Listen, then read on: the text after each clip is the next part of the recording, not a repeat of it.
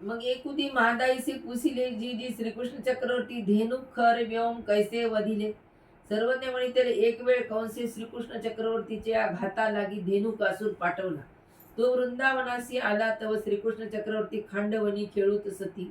धेनुक श्रीकृष्ण चक्रवर्ती चालिला मग गोपाळ अवघे पळून गेले. मग श्रीकृष्ण चक्रवर्ती धेनुकासूर पायी धरून भूमीसी आंधळीला. तर अवघे खांडवन मोडिले आशुधाचा पूर लोटीला पर्वत पडे ऐसा पडिला. मग गोपाळ जवळ आले त्या देखुनी विस्मृतू ठाकले ठेले. सर्वज्ञ म्हणते एक वेळ श्रीकृष्ण चक्रवर्ती वृंदावनी गोधने चारित असती. तो कंसे खर दैत्य धाडीला. मग तो वृंदावनासी आला रासभाचिया रूपी. रासभा परिभुंक श्रीकृष्ण चक्रवर्तीवरी चालिला. तेने कर्कश शब्दे अवघे गोपाळ यमुनेसी गेले. गोधने उसळून पळाली त्यासी रानभरी झाली.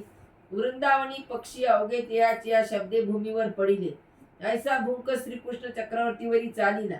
मग श्रीकृष्ण चक्रवर्ती सिंहनाद करोनी सत्राने भूमीवरी त्राहटीला. तेने वृंदावनीचे वृक्ष उन्मळिले.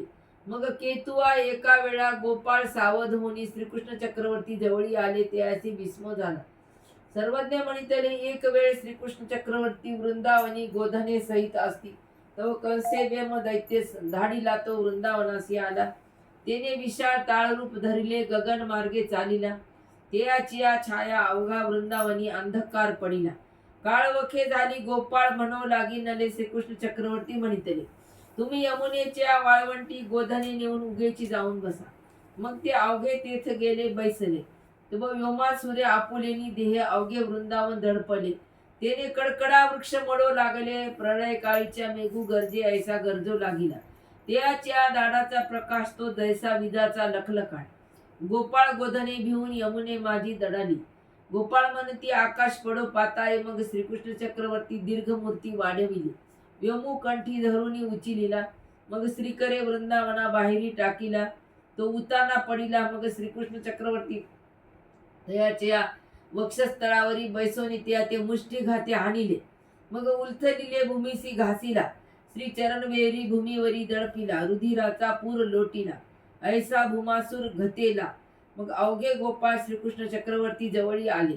तो दैत्य देखून तयासी आश्चर्य झाले. मग सायंकाळी श्रीकृष्ण चक्रवर्ती गोपाळ गोधनासहित गोकुळासी विजय केले. मग व्योमासुराचा वध अवघा गोकुळ असता जाणविला. ते ऐकोनी हरखेले विस्मो झाला. दंड